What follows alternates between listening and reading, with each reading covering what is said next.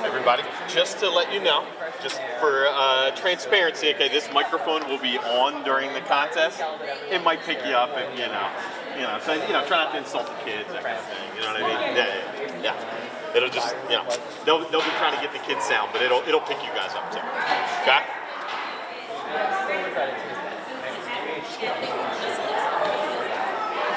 If I could go back and change one thing, actually, if I could go back and change one thing, I would never do it. If I could go back and change it, I would never do it.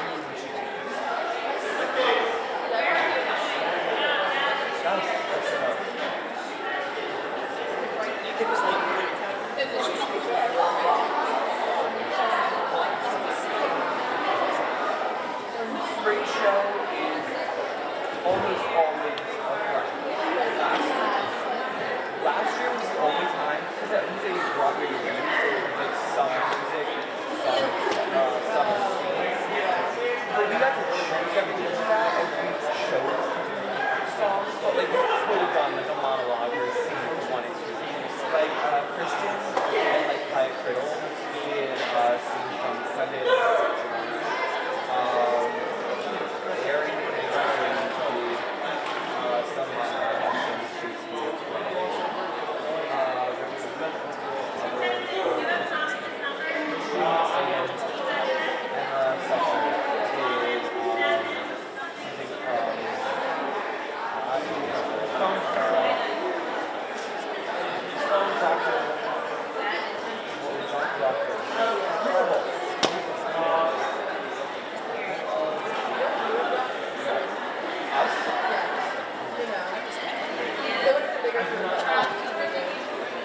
Oh, it's not my tango. I thought you meant like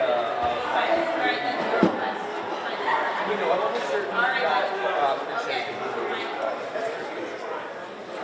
Robbie is going to find out.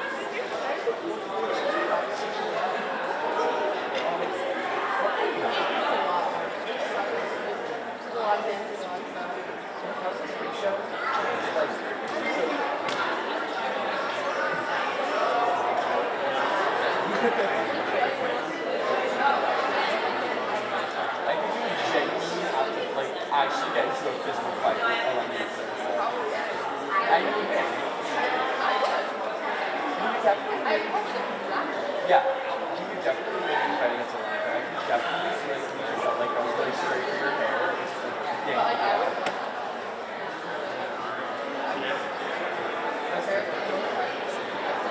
Also, should we look at I know you just did it.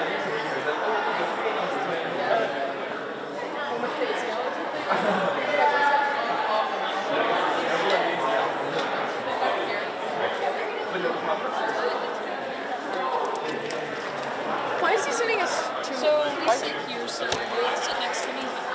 Sitting here just down the first one. Oh, it's just because it's a quicker transition to get somebody just immediately between each feet. Who do you want? Where can we heckle from? So Where can we heckle from? somebody Here? here to be able to immediately get out of the town. How are you? Hey. How are you guys? Good. Good to see you, man. Good to see you guys. How are you? We're literally sitting right up front? Further down. Why can we not sit here? What? No, we can sit right up front. No. You guys mind if we sit with you guys? No.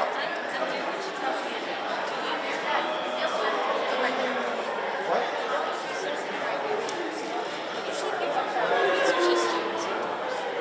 What parents sitting right here?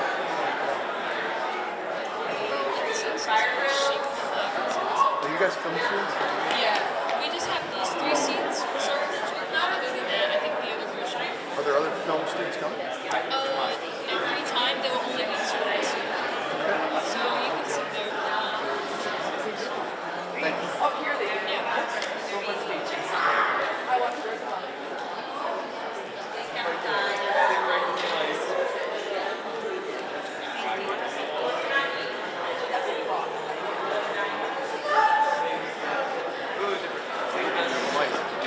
Thomas.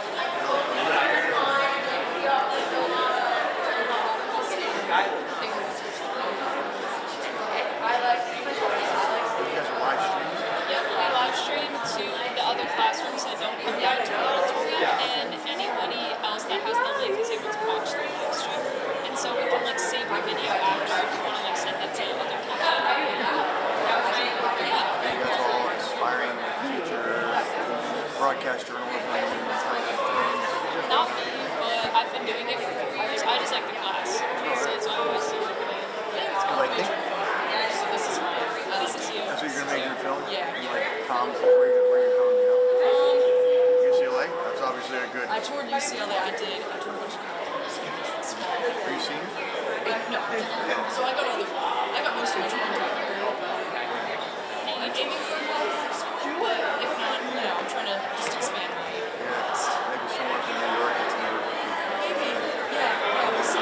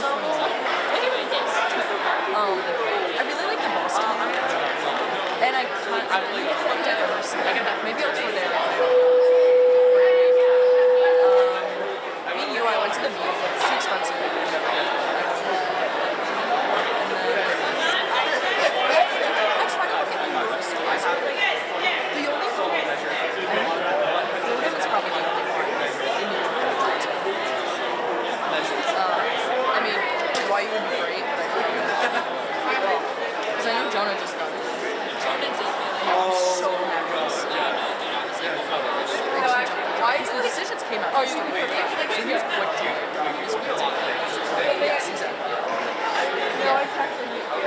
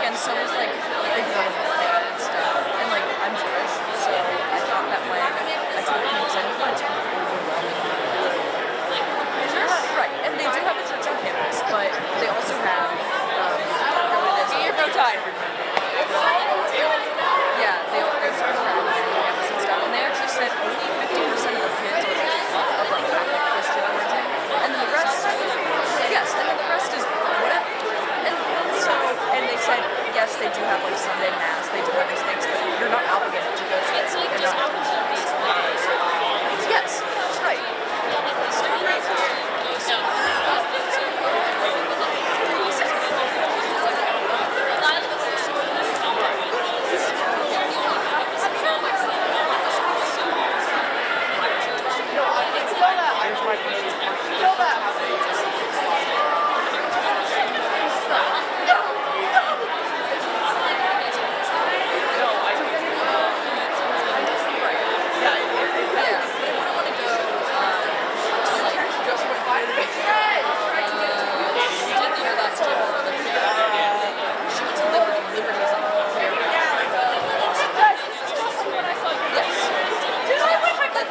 That's a school where I wouldn't belong. Because, you know, everyone is, you know, that's kind of the main gist of it. Yes. Yeah, or like Texas Christian University. But if it's, you know, if you've got a 50-50, like I'm fine with that. You can find an option. I think the only thing hard to take is two religious classes, but it's okay. Like, you know, Muslim studies.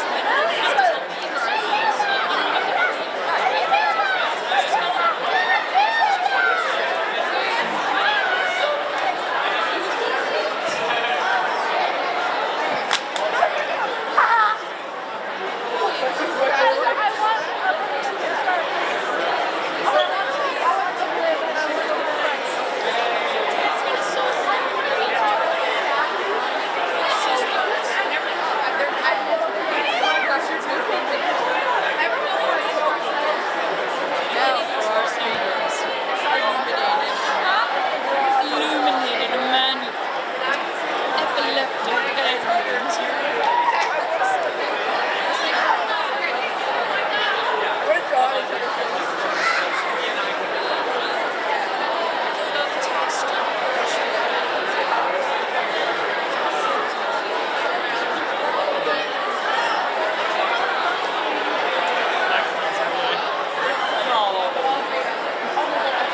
Oh my god, I need to tell you about my new food.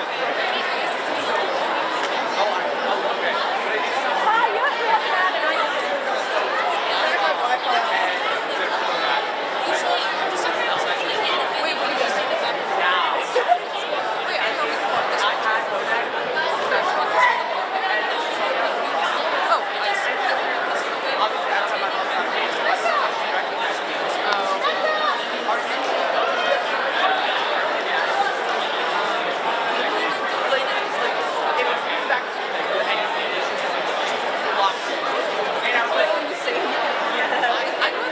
Arizona is that it's like you have Phoenix and you have the surrounding neighborhoods and like other small towns and cities. But once you go outside of it, it's just desert. It's just nothing. Right. Yeah, please feel free to jump in there. Oh God. Yeah, I'm gonna sit next to you here, everybody, if that's all right. I'm gonna get a straight shot on there.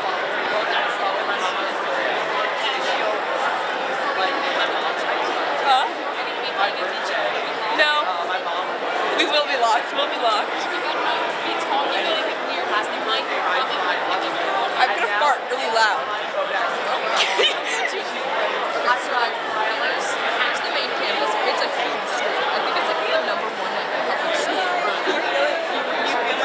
Biggest campus. So there's like Phoenix, Arizona as a whole. Then there's like random campuses. And then you get out here. Well, it's just like it's just desert. It's just nothingness.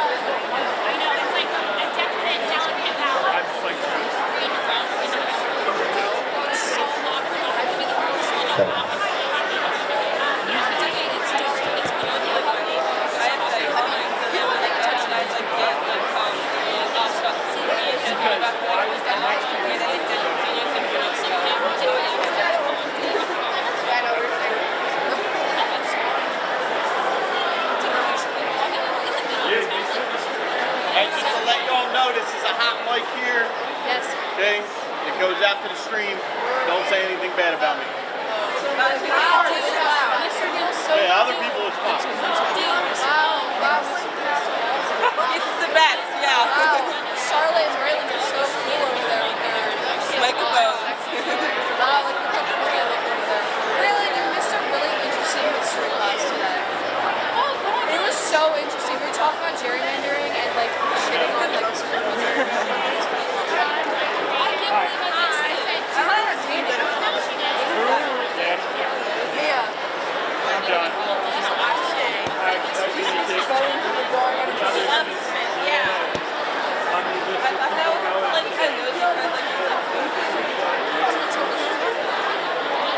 One time that didn't happen and we both showed up. But I guess it's really odd that there's not another spin. Okay.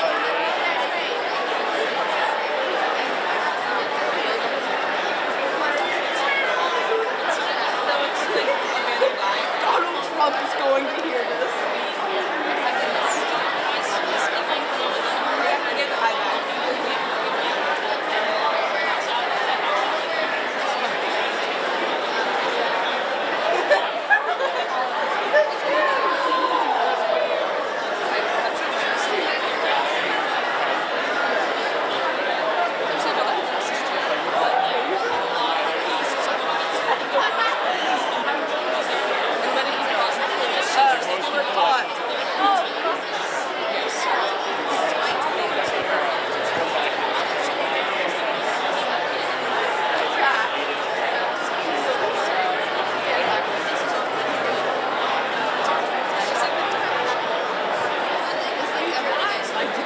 Check. It's on? Okay. The mic is hot.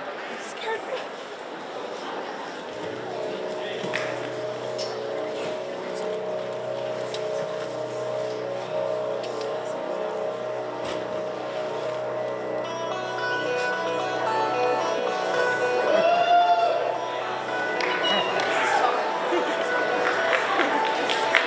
Welcome to the 2025 Bayard Rustin High School Battle Royale.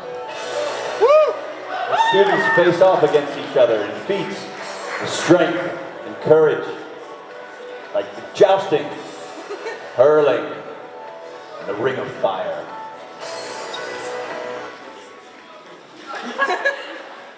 Kind of in the middle of something, Sarah. What? The what? Speaking? So they just talk? Oh, well, who are the contestants? These guys? Yeah, that makes a lot more sense. Thank you. I'll just stick to the script. Hello, and welcome to the 19th annual Bayard Rustin Speaking Contest. The speaking contest at Rustin is a time-honored tradition. Students were given a task choosing a piece of writing, fiction or nonfiction, between 3 and 5 minutes in length, then to memorize and recite that piece in front of a live audience. Whereas public speaking is a nightmare of many people, these brave students have taken that challenge head on. For that alone, they are to be commended. Yeah, woo. But also,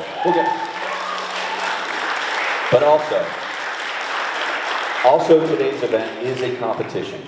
And while none of us are here to judge these speakers, of course, except the panel of judges, that are right here in our audience. And we thank our judges who took time out of their busy schedule to be with us today. And I'd like to take a minute to introduce them. Our judges, our first judge is Dr. Sarah Missett. Dr. Missett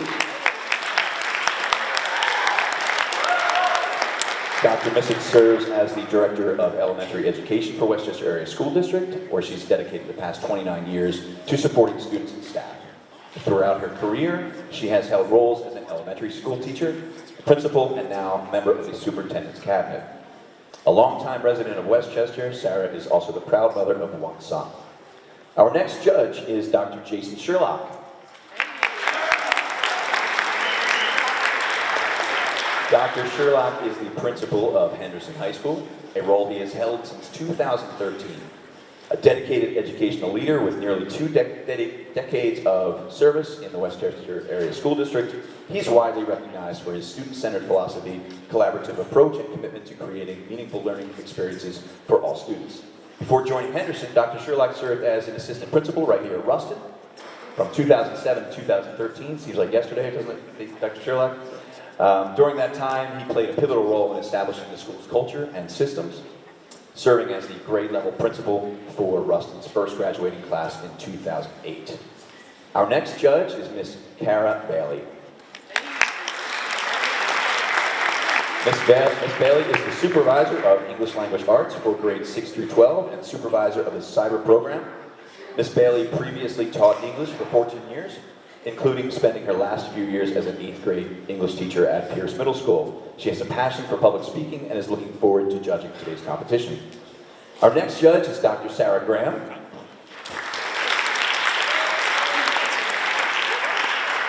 Dr. Graham joined the East High School staff in 2018 as an assistant principal, and she became principal in August 2024. As a former special education teacher and school counselor, she has over 25 years of experience in public education. Dr. Graham earned her doctorate in educational leadership at Newman University and her master's in school counseling from Virginia Tech. She lives in Media with her husband and 2 sons. Our next judge is Dr. Madison Weary, and she just handed me her introduction. I gotta read this one for the first time. Dr. Weary joined the Westchester area, Dr. Madison Weary. Dr. Weary joined the Westchester Area School District in the spring of 2025 and serves as the supervisor of K through 12 social studies and world languages, and hence she is Mr. Taglang's direct boss. Seems unnecessarily specific.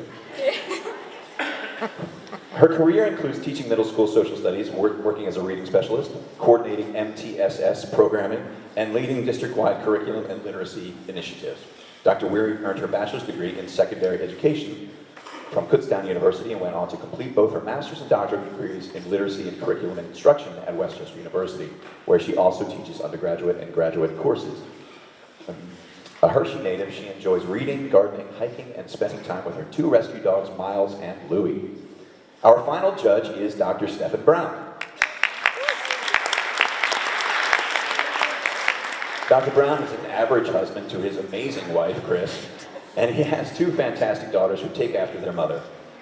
He is a graduate of Henderson High School, WCU, and Immaculata University. Dr. Brown joined the district long before any of you, most of you were born, and has served as social studies teacher, assistant principal, and principal. He now serves as the director of teaching, learning, and equity.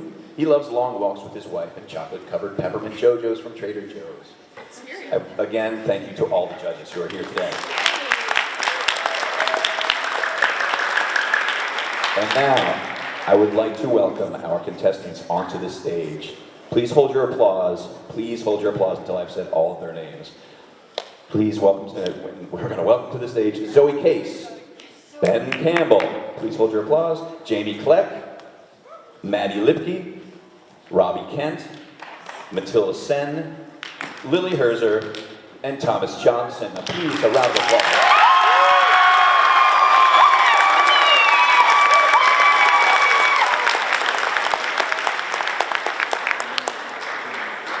We want to thank all of our students who have volunteered to participate today and have worked diligently over the past couple weeks to perfect their speeches.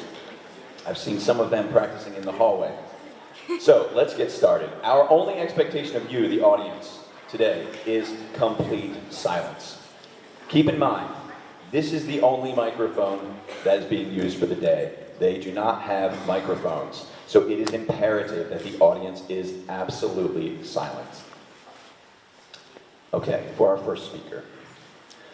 On May 21st, 2005, David Foster Wallace gave the commencement speech entitled, "This is Water," at Kenyon College graduation.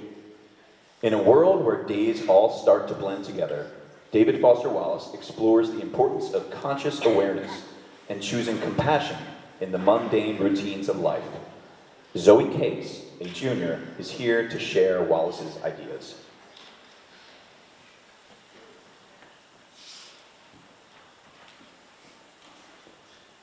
There are these two young fish swimming along, and they happen to meet an older fish swimming the other way, who nods at them and says, "Morning, boys, how's the water?"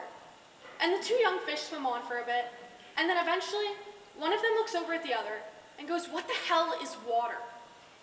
The point here is that I think this is one part of what teaching people how to think is really supposed to mean. To have just a little critical awareness about myself and my certainties. Because a huge percentage of the stuff that I tend to be automatically certain of, it turns out is totally wrong and diluted.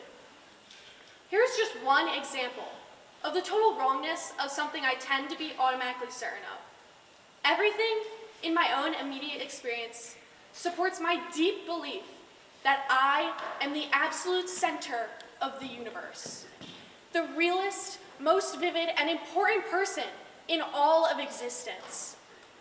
We rarely talk about this sort of natural, basic self-centeredness because it's so socially repulsive. But it's pretty much the same for all of us. The world in which you experience it is in front of you, behind you, to the left or right of you. That is where your choice is gonna come in.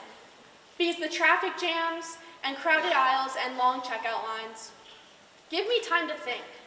And if anybody else is just in my way, who are all these people in my way? And look at how repulsive most of them are, at how annoying and rude it is that people are talking loudly on cell phones in the middle of the line. And look at how deeply and personally unfair this is. But if you really learn how to pay attention, you'll know it's actually within your power to experience a crowded, hot, slow consumer hell type situation as not only meaningful, but sacred, on par with the same force that made the stars. And the so-called real world of power and money hums merrily along in a pool of fear and anger and frustration and craving and worship of self. The freedom all to be lords of our tiny skull-sized kingdoms, alone at the center of all creation. But of course, there are all different kinds of freedom. And the kind most precious, you will not hear much talk about. Outside of the great world of wanting and achieving, the most important kind of freedom involves attention and awareness and discipline. And being able to sacrifice for people over and over in myriad petty ways every day. That is real freedom. That is being educated and understanding how to think. The alternative is unconsciousness, the constant gnawing sense of having had and lost some infinite thing. I know this probably doesn't sound fun and breezy, or grandly inspirational, the way a speech is supposed to sound. What it is, as far as I can see, is the capital T truth, with a whole lot of rhetorical niceties stripped away. It is about the real value of a real education, which has almost nothing to do with knowledge, and everything to do with simple awareness. Awareness of what is so real and essential, so hidden in plain sight all around us all the time, that we have to keep reminding ourselves over and over. This is water. This is water.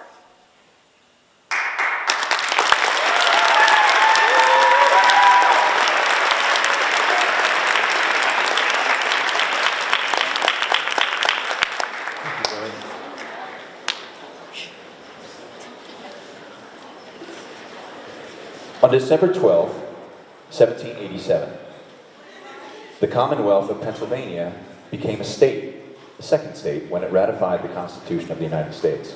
Today, Today, on the 238th anniversary of this ratification, we come together under the banner of this speaking contest to listen to these valiant students and their speeches, with which they have chosen to compete. Now, one student, Benjamin Alexander Campbell, in fair competition, presents his rendition of an excerpt from current Pennsylvania Governor Josh Shapiro's inaugural address in commemoration of the date.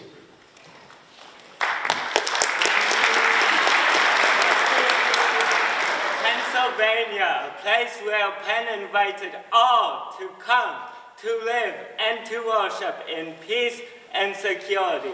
And now, in this place of tolerance, I stand before you, a proud American of Jewish faith who just took the oath of office to be the 48th governor of this great commonwealth, on a Bible from the Tree of Life Synagogue, the scene just 4 years ago of the deadliest act of anti-Semitism in our nation's history.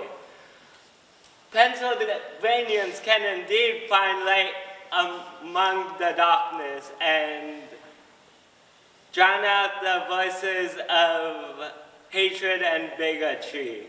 You see, in every chapter of this Pennsylvania story, we got better, we got stronger, we got more tolerant. Our story is one of progress and prosperity. And today, we come together under the banner of this new administration in order to write our next chapter with a keen understanding of our history and the voices that will guide it to the future. We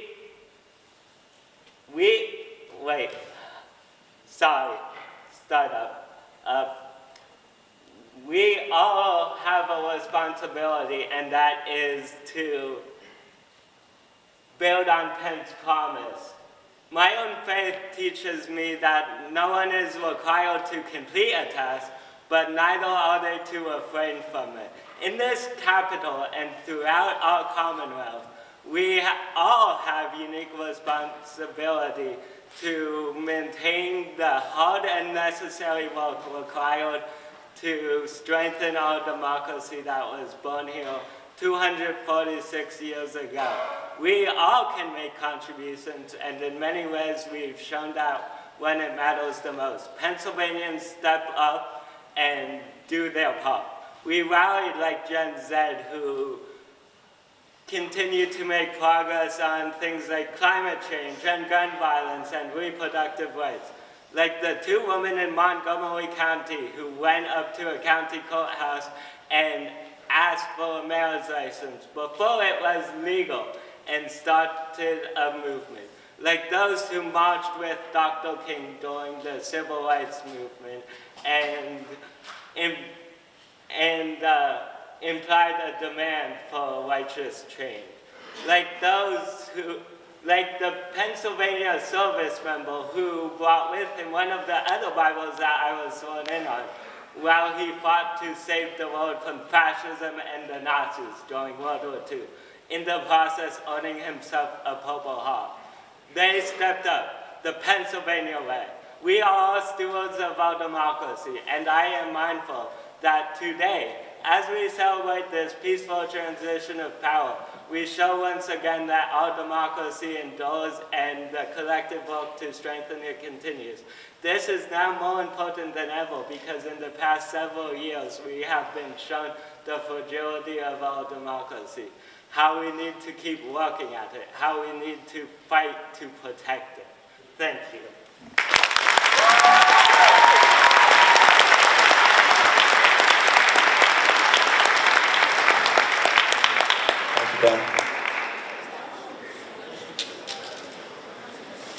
A witty and wonderfully perceptive reflection. This essay by Mark Twain describes the peculiar and unpredictable weather of New England. In this short but sharp piece, Twain reminds us that when it comes to New England skies, the weather is always doing something, and you can never tell which end of the procession is going to move first. Recited by Jameson Clay.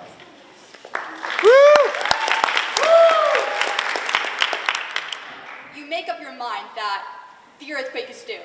You stand under and take hold of something to steady yourself. The next thing you know, you get struck by lightning. These are great disappointments, but they can't be helped. The lightning there is so peculiar that when it strikes a thing, it doesn't leave enough of that thing behind for you to tell what it was. If it was something valuable, a congressman would have been there. And the thunder. When the thunder begins to merely tune up and scrape and saw and key up the instruments for the performance, strangers say, "Why, what awful thunder you have there." But when the baton is raised and the real concert begins, you'll find that stranger down in the cellar, with his head in the ash barrel. Don't you dare come to England on a favorable spring day. I told him what we could do in a way of style, variety, and quantity. Well, he came and he made his collection in 4 days. As to style, he confessed he had hundreds of kinds of weather that he had never heard of before. And as to quantity, well, after he had picked out and discarded all that was blemished in any way, he had not only weather enough, but whether to spare, whether to hire out, whether to sell, to deposit, to invest, whether to give to the poor. The people of New England are by nature patient and forbearing. But there are some things which they will not stand for. Every year they kill a lot of poets for writing about beautiful spring. For me, I like to hear rain on a tin roof. So I covered part of my roof with tin, with an eye to that luxury. Well, sir, do you ever think it rains on that tin? No, sir, skips it every time. Mind, in this speech, I've been trying to merely do honor to New England weather, but no language could do justice. After all, there is at least one or two things about that weather, or if you please, effects produced by it, which we residents would not like to part with. If we hadn't our bewitching autumn foliage, we should still have to credit one feature which compensates for all its bullying vagaries: the ice storm. When a leafless tree is clothed with ice from the bottom to the top, ice that is as bright and as clear as crystal, when every bough and twig is strung with ice beads, frozen dewdrops, and the whole tree sparkles cold and white, like the Shah or Persia's diamond plume. Then the wind gusts and the sun comes out and turns all those myriad beads and drops into prisms that glow and burn and flash with all manner of colored fires, which change and change again with inconceivable rapidity, from blue to red, from red to green, and from green to gold. The tree becomes a spraying fountain, a very explosion of dazzling jewels. And it stands there, the acme, the climax, the supremest possibility in art or nature of bewildering, intoxicating, almost intolerable magnificence. One cannot make the words too strong. Woo!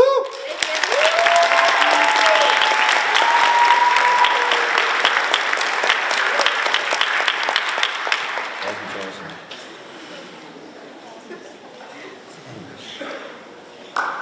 Are you a good person? Do you make the world a better place or detract from it? Sometimes our answers to those questions and the reality of our lives are much more complicated. Here to explore this conundrum from Michael Shor's book, How to Be Perfect, is Madeline Lipke.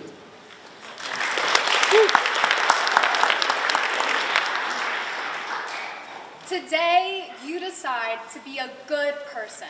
You don't know why, really. You just woke up full of vim and vigor and optimism, and you hop out of bed, determined to be a little bit better today than you were yesterday.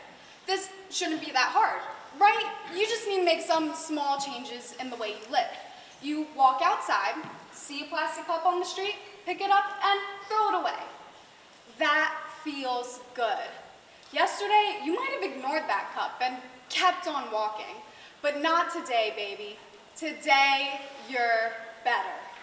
At the grocery store, you spend a little extra to buy cage-free eggs and milk from humanely treated cows. It makes you smile to think of those cows munching happily on organic grass instead of being cooped up in some awful factory farm.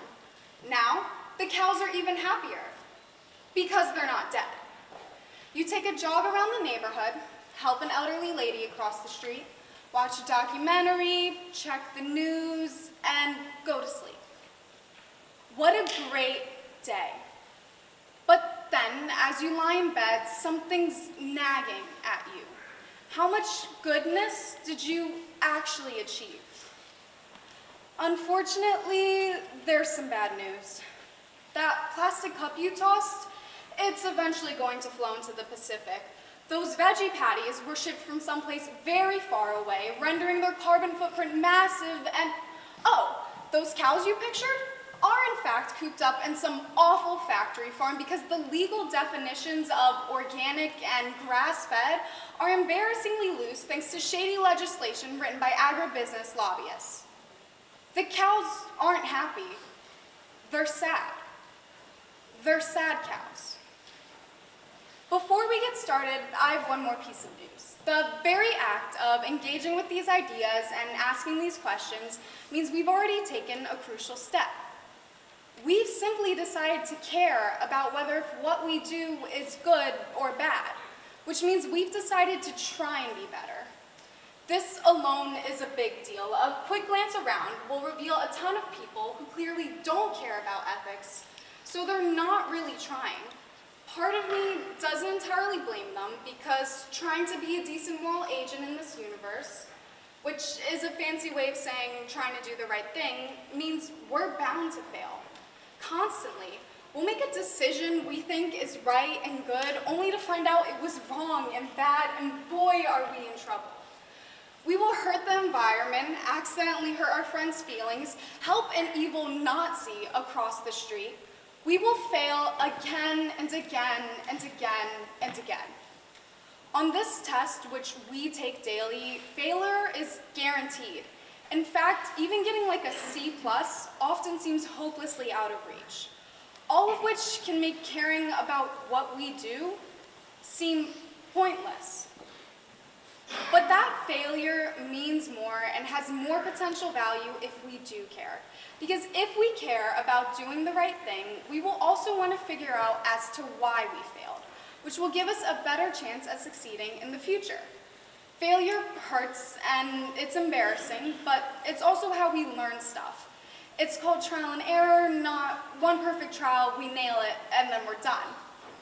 We're still gonna fail all of the time, but then again, that's okay. So let's start failing. Or, in the words of Samuel Beckett, try again, fail better. Thank you.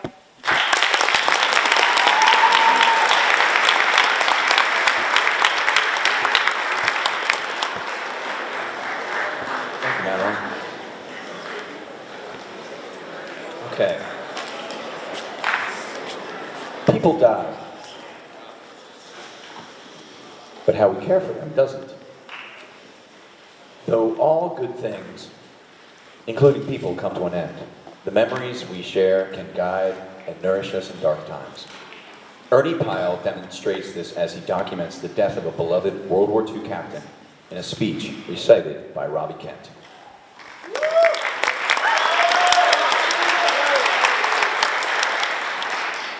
On the front lines in Italy, January 10th.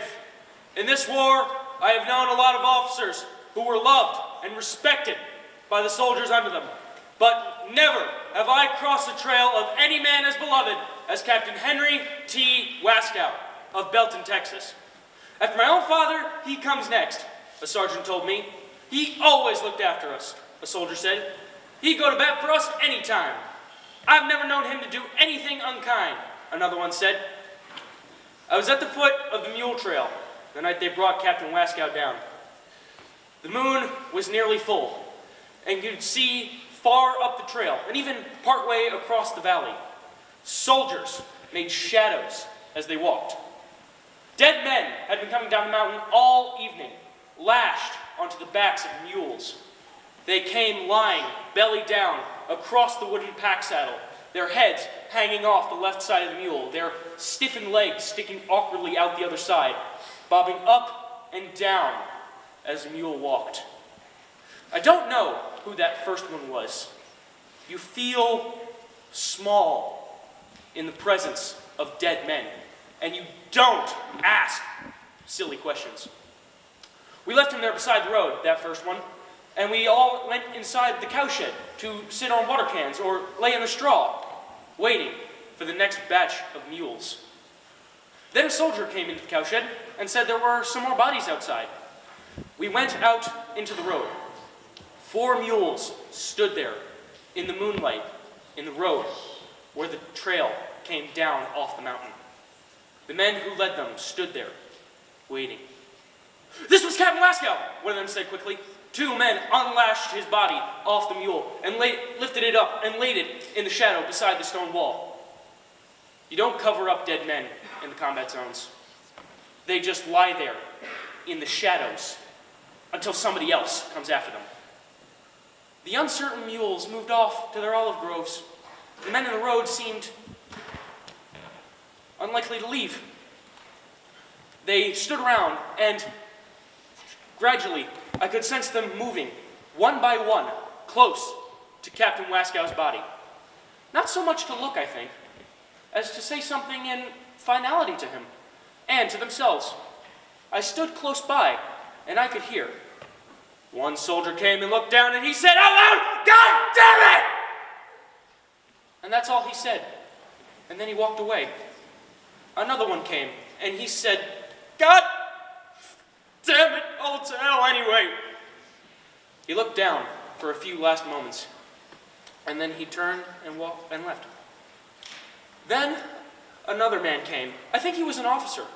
It was hard to tell officers from men in the dim light, for everybody was grimy and dirty.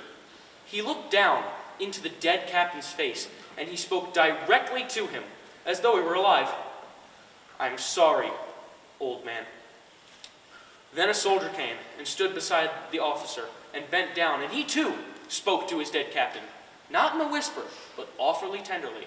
And he said, "I sure am sorry, sir."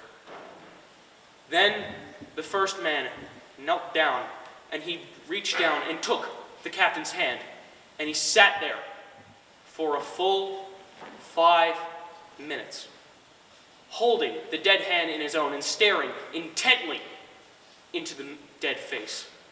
And he never uttered a sound all the while he sat there. Finally, he put the hand down.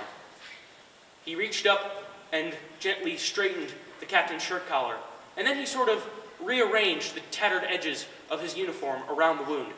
And then he got up and walked away down the road in the moonlight, all alone. Thank you very much.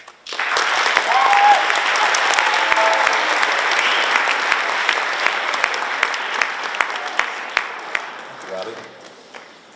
The short monologue, "I Hate the Divorce Papers," is written by Gabriel Davis, and was written as a satirization of the scene "I Ate the Divorce Papers" from the play Goodbye Charles, also written by Davis. The purpose of this monologue is to poke fun at how overused the original monologue has become, and how people either love it or hate it. Here to bring it to life is sophomore Matilda Sen.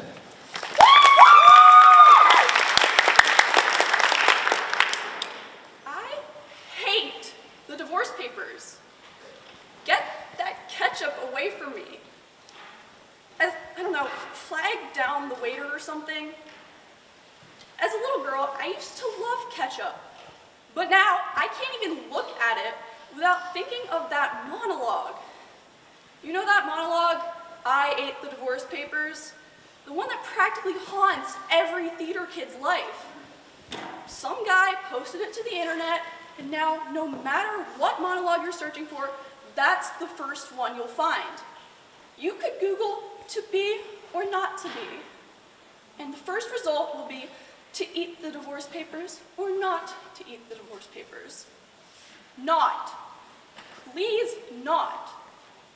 I begged my high school theater teacher to ban that monologue, and he did. It was heaven. People started doing Moliere and Marlowe and Mamet, Williams and Wilde and Wilder. Finally. But then, over the summer, that same theater teacher who banned the divorce papers won the lottery, so he was gone. And guess what came back? That's right. People went right back to chewing the scenery by eating the divorce papers, and I was sick of it. Then, my worst nightmare happened.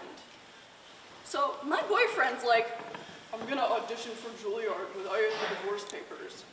And I'm breaking up with you. So he's like, come on, a man auditioning for Juilliard with the papers will be crazy, ballsy, and edgy. So I'm just like, there is nothing edgy about I Ate the Divorce Papers, except maybe how it's putting me on the edge of a nervous breakdown. So he's just like, well, you want to listen to me rehearse? And I say, I would rather you pour steaming hot magma on my head. I was going to marry you. Marry you. You were my future husband. But I cannot stomach the thought of listening to you practice that monologue for the next 2 months. So I'm going to have to stomach the thought of losing you instead. Goodbye, Charles. His name's not actually Charles, it's Steve. So Steve leaves, and guess what happens next? Steve gets in to Juilliard. He gets in with ketchup. Apparently, Juilliard thought Steve's performance was good. Good. And what's worse, I got into Juilliard too. But I can't go now. I can't go now because how can I go to a school that would admit somebody who forces people to listen to that monologue? Somebody who would have been the perfect father of my children.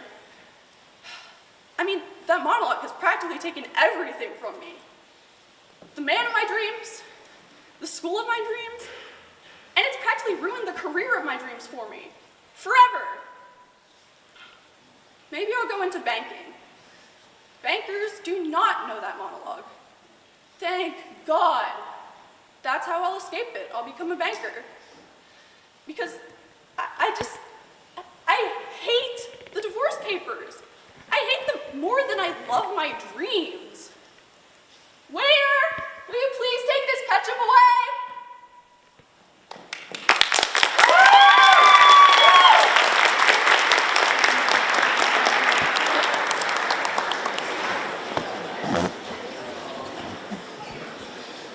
Growing up is inevitable, and every year you grow, every past age you were is layered inside of you. Sandra Cisneros, an American novelist and short story writer, explores the topic of growing up and the struggle of power dynamics in her inspiring story. Here to share Cisneros' short story, 11, is junior Lily Herzer.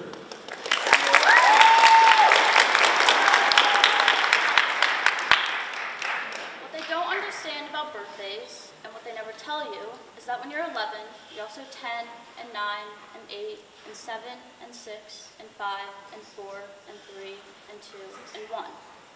And when you wake up on your 11th birthday, you expect to feel 11. But you don't.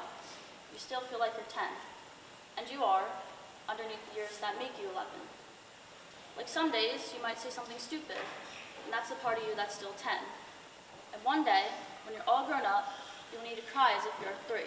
And that's okay. That's what I tell Mama when she's feeling sad. Maybe she's feeling 3. Only today, I wish I didn't have only 11 years rattling inside me. Today, I wish I was 102. Because if I was 102, I would have known what to say when Mrs. Price put that sweater on my desk. I would have known how to tell her it wasn't mine instead of just sitting there with that look on my face and nothing coming out of my mouth. Whose is this? Mrs. Price says, and she holds up the sweater for all the class to see.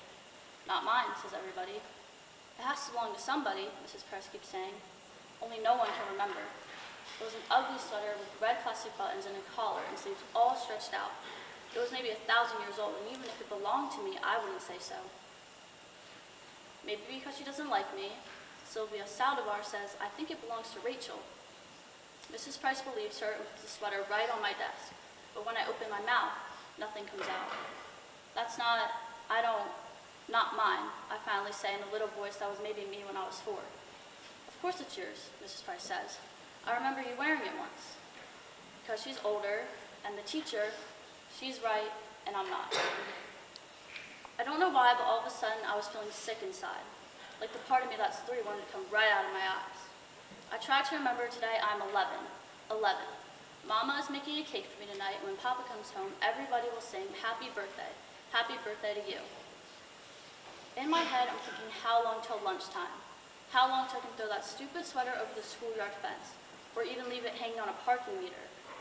Except when math period ends, Mrs. Price says, now Rachel, that's enough. Because she's seen I've shoved the red sweater to the tippy-tip corner of my desk, and it's hanging off the edge like a waterfall, but I don't care. Rachel, Mrs. Price says, and she says it like she's getting angry. You put that sweater on right now and make no more nonsense. But it's not now, Mrs. Price says.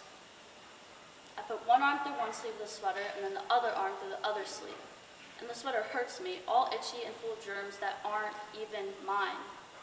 That's when everything I've been holding in since this morning, since the moment Mrs. Price put that sweater on my desk, finally lets go.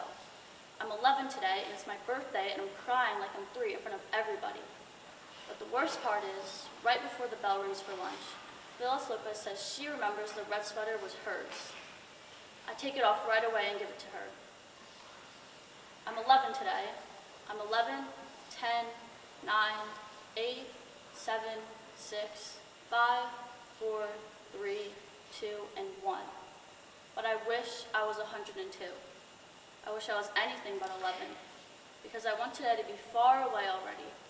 Far away like a runaway balloon, like a tiny O in the sky, so tiny, tiny you have to close your eyes to see it. Thank you.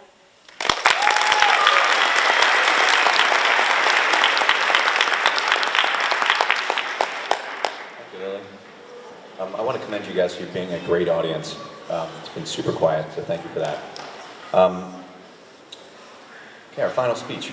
In his speech to graduates of the University of Southern California, the world-famous bodybuilder, actor, and 38th governor of California, Arnold Schwarzenegger, explains his 6 rules to success and how they helped him achieve so much in his life. Here to deliver Schwarzenegger's words is Senior Thomas Johnson.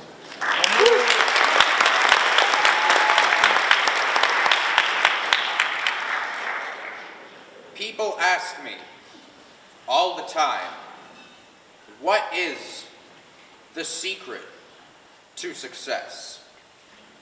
The first rule is trust yourself.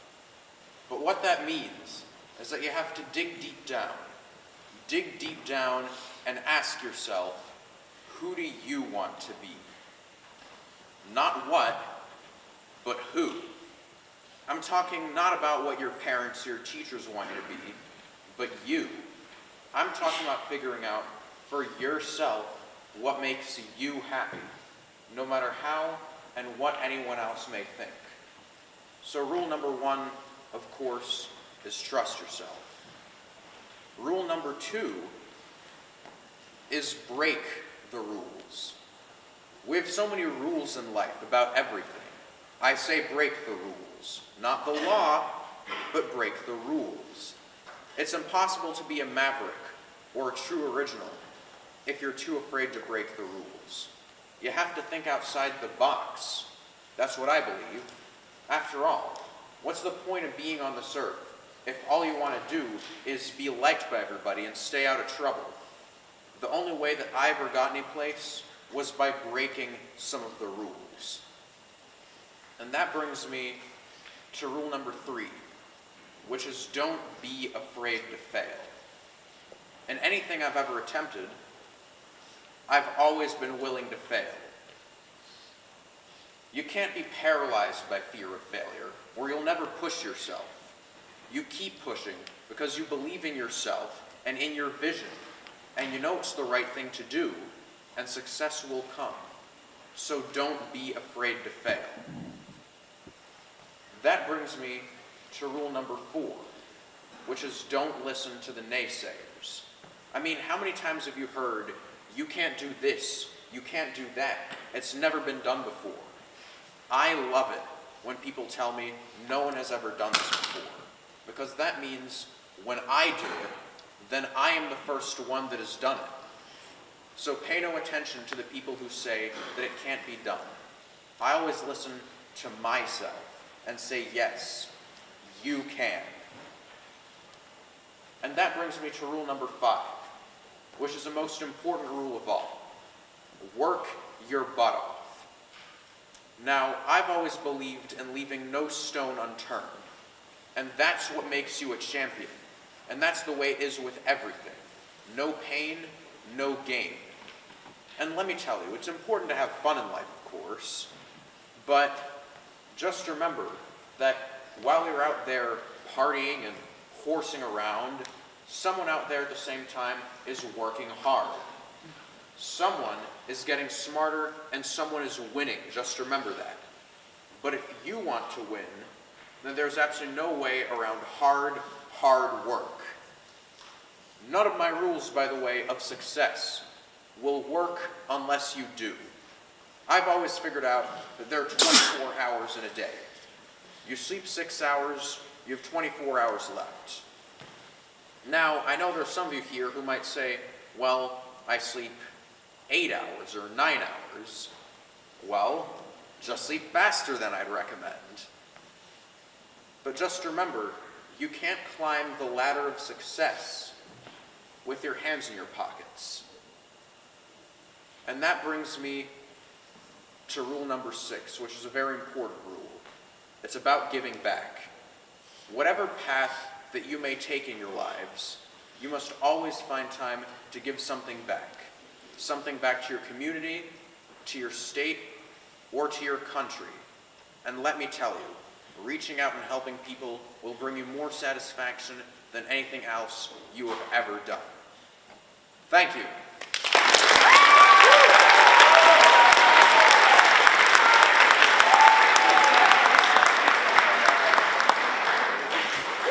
Thank you, Robbie. One more round of applause for all of our courageous and talented speakers.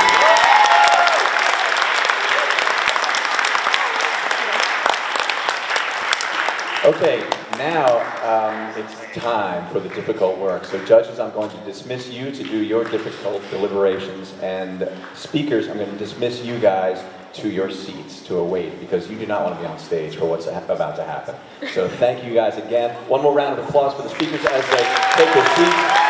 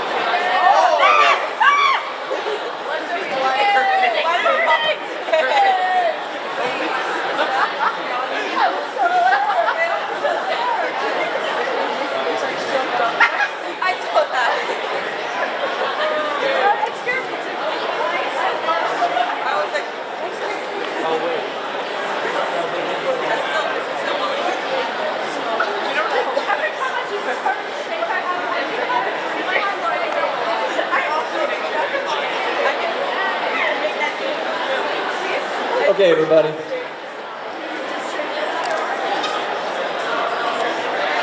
So as you know, we usually have the film contest during this portion of the event.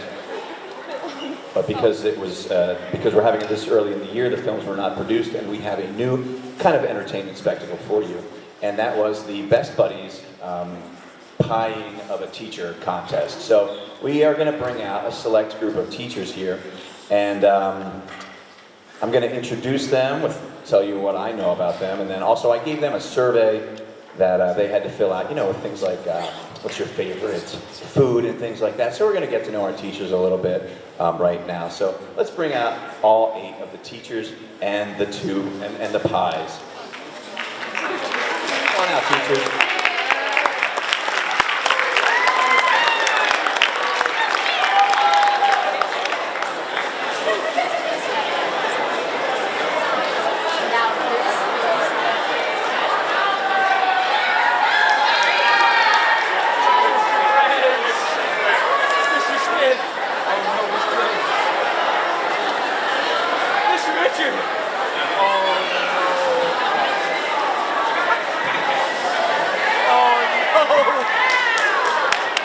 All right, now to our introductions of the teachers. Again, I'm just going to tell you what I know about them, and then I had them submit some things about themselves. So, all right, we're going to start with Mr. St. Clair.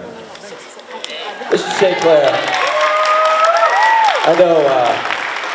I know he coaches football and basketball pretty successfully around here, but I think even the swim team could learn something from him, given his streamlined and waterproof appearance.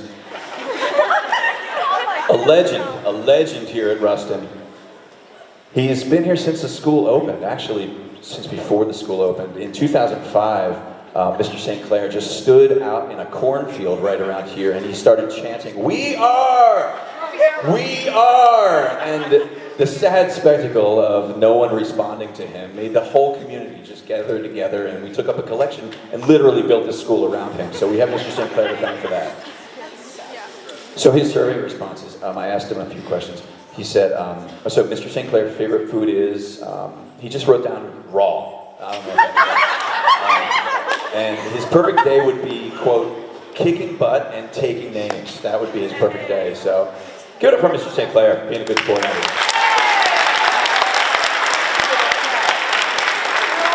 Next up is Mr. Blankenhagen. He's the next one I'm going to introduce. Mr. Blankenhagen right there in the middle. So here's where I love the efficiency of the German language. Mr. Blankenhagen truly lives up to his name.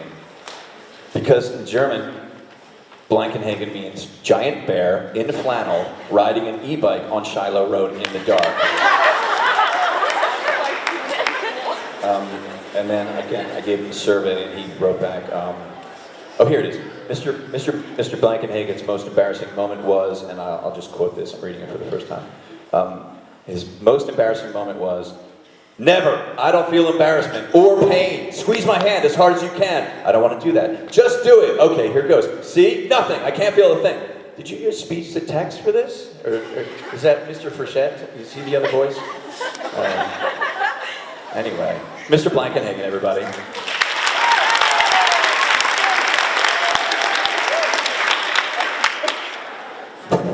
Mr. Harkins. Mr. Harkins is next. Yep. I tell you, impeccably dressed, perfectly coiffed. Mr. Harkins wins the Best Dressed Teacher Award every year. Every year. Every 2011, it's Mr. Harkins. 2015, Mr. Harkins. 2020, even during COVID, everyone loved his crazy masks. And it was Mr. Harkins again. Mr. Harkins. Never will he know the disappointment, the heartache, the anticipation of all the other teachers who thought maybe just this year, maybe once. It's Mr. Harkins every year. His survey responses. I asked him his favorite color. He says, "My favorite color is red. I bleed Phillies red." Well, yeah, we all do. After high school, Mr. Harkins plans to, and I quote, "grip it and rip it." What? Yeah. Mr. Harkins, everybody.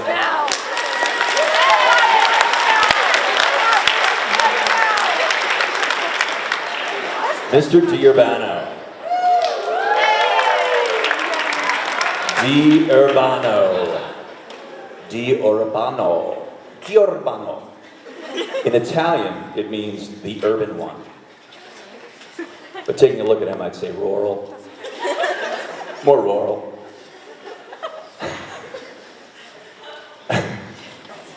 Like the dreamboat boyfriend in a Casey Musgraves song, Mr. D'Urbano has finally made it to everyone's top 5 favorite PE teacher list ever since Alvin Attack retired. Mr. D'Urbano's most cherished memory was his wedding day. Aww, that's nice. He goes on to say, my most cherished memory was my wedding day because all of my work friends were there and Mr. Tagline wasn't invited. That seems a bit pointed. All right, well, Mr. D'Urbano, everybody.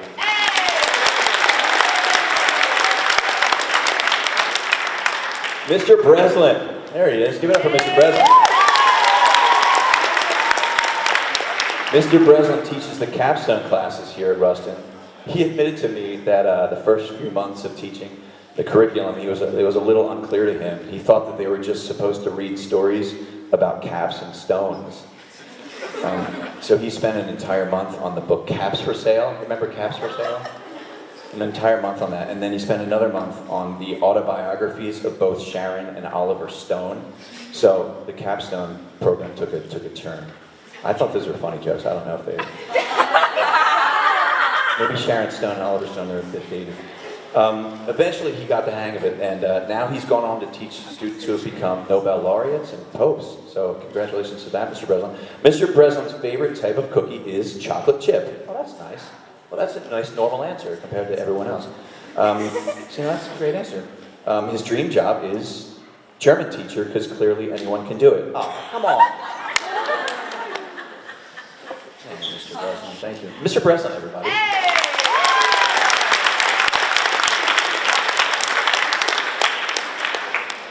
Miss Dredge.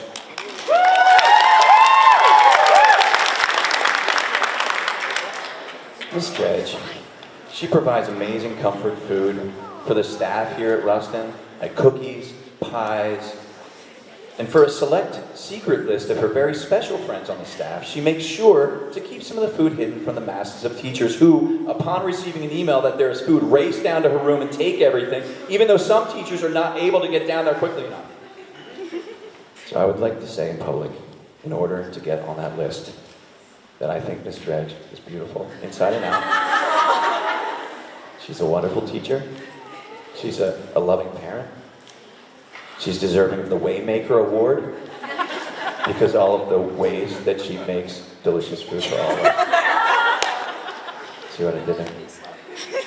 Okay, Miss Dredge. Oh, and I just want to finish by saying I love you, Miss Dredge. I love you. I love you. Miss Dredge's pet peeve is when Miss Coley keeps asking for a cup of sugar. I mean, you got your own kitchen, right? Miss Dredge, everybody.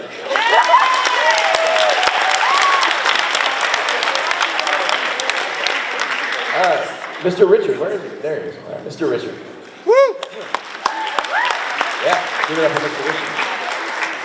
Before Richard III, before Richard II, there was Mr. Richard, Richard I. Mr. Richard has been teaching Shakespeare in the Westchester Area School District for a long time. Ever since Romeo was just a sparkle in Lord Montague's eye. Ever since Macbeth was banned because of the anti-Scottish sentiment in American society at the time. Yeah, I planted Mr. Arndt. Good job, Mr. Arndt. You're doing a great job. So again, to recall it, the question is how long has he been teaching Shakespeare? Since all that was well hadn't even ended yet. That's a good joke for the well-read. And the last one, Mr. Arndt? Okay. Since only a little ado had been made about nothing. Come on, Shakespeare. Come on. Those are all the jokes I wrote, Mr. Arndt. All right. Give it up for Mr. Richard. And our last teacher willing to get up here, Mr. Gellner.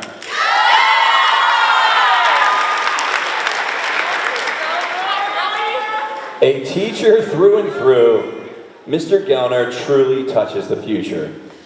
Mainly because he's raising a tortoise in his room, which is expected to live until the year 2120. Also with Mr. Gellner, he was a track coach. He should coach the tortoise for his race against the hare. Mr. Gellner has little hair. There's a joke there somewhere. I couldn't put it all together, but if anyone has a way to put all that joke into a cohesive joke, then you can email me. And finally, for Mr. Gellner's survey question answer, he said, Mr. Gellner's proudest moment was, it was standing on the stage with his colleagues as one of the select staff members chosen to be possibly pied in the face at the 2025 Rustin Speaking Contest. Give it up for Mr. Gellner.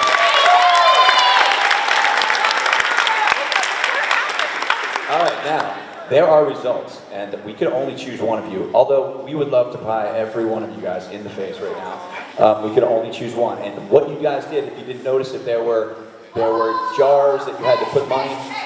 What are we doing? Well, I was just going to announce the winner of the pie contest, and the teacher who got the most pie money was Coach St. Clair. It was Coach St. Clair. Give it up. Sit down funny like Mr. Tagling show, whatever. He's funny. But no teacher's getting pie. They work way too hard. But the students paid. They don't deserve a pie in the face. There's one teacher who should get paid. No. Are you volunteering? I'll take it. You will take the pie?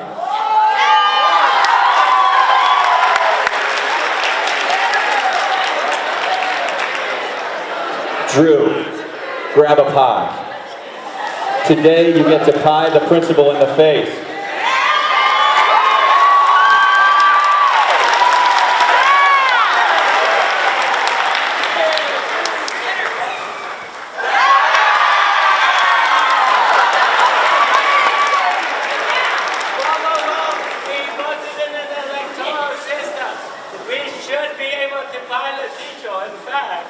Ben's right.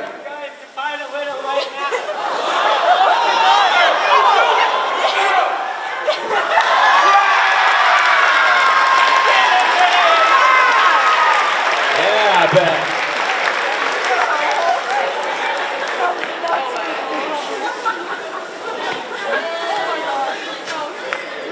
And this is for not inviting me to your wedding.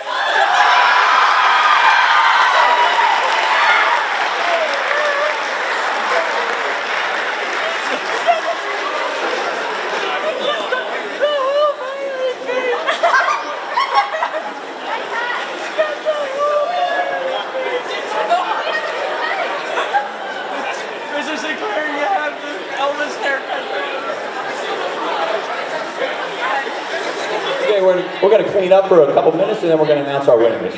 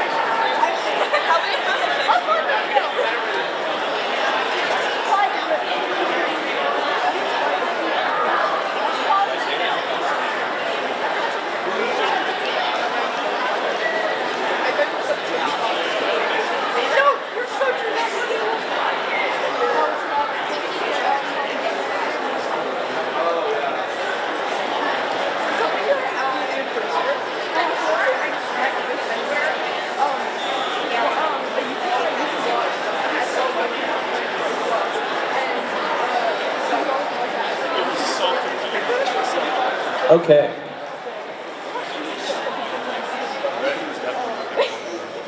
Okay, first off, a lot of people to acknowledge. I would like to recognize the English department for organizing this speaking contest, and especially Miss Sarah Gallagher did a lot of work.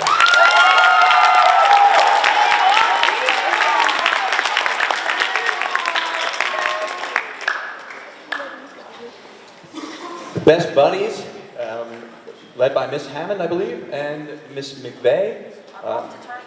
They are on a field trip today, busy. They are on a field trip today, but best buddies.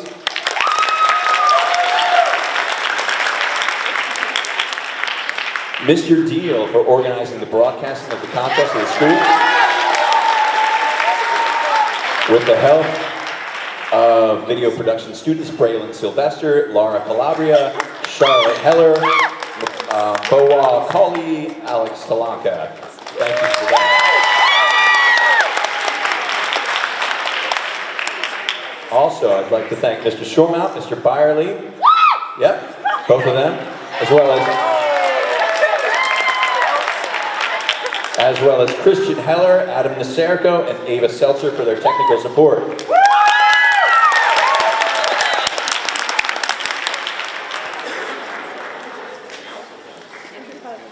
All right, one more thank you to our judges for doing a great and efficient job. Thank you very much for doing that. And now, it is time to announce the winners of the 2025 Battle Royale Speaking Contest. Are we ready? Yes, I love it. Drum roll on your lap, I love it, yes. Okay, good. In third place, Thomas Johnson.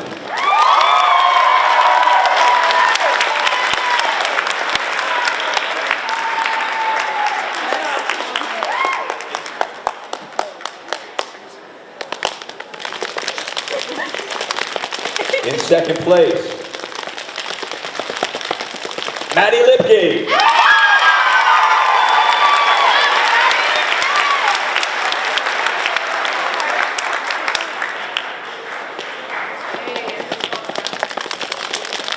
And the winner of this year's 2025 Rustin High School 19th Annual Speaking Contest is Robbie Kent.